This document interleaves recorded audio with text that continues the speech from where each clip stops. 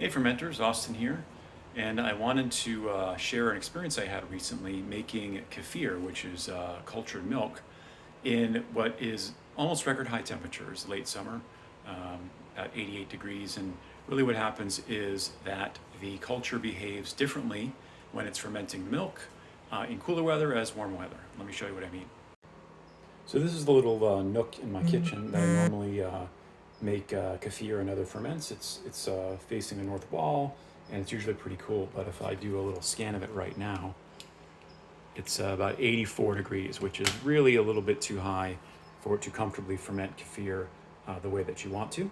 In fact, here is a batch that I did make, and you can kind of see it kind of breaks up a little bit. It's called breaking into curds and whey.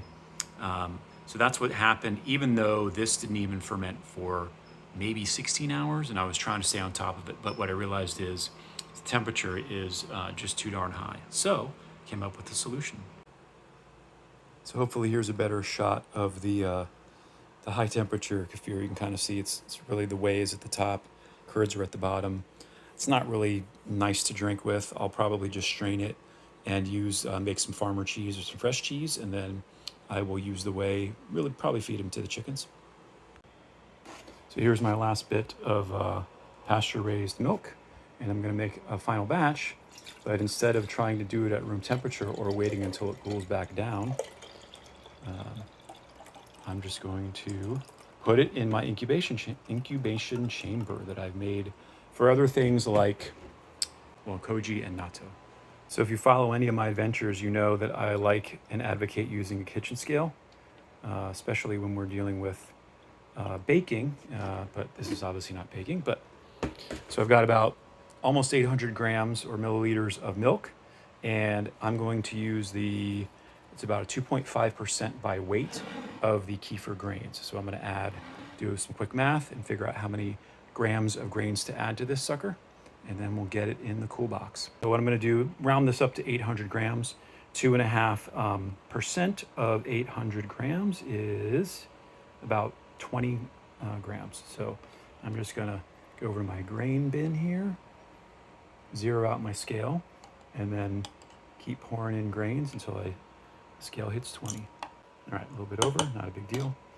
So now what I'm going to do is just same as I would at room temperature. I'm going to cover it with a breathable cloth. I think it performs better as kefir when it's got the cloth on it.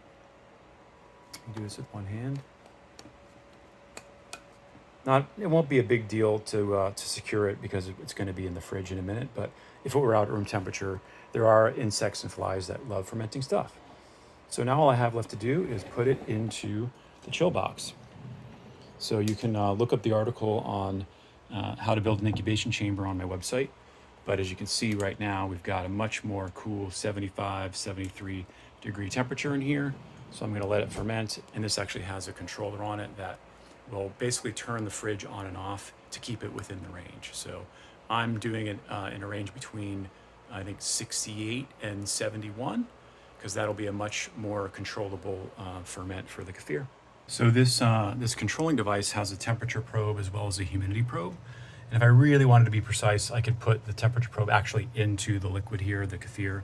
But you know what, it's fine. The whole chamber cools down quickly, it's small, so I'm not too concerned about that. The key thing is that we're fermenting it at essentially 15 or 18 degrees cooler than it is in the room.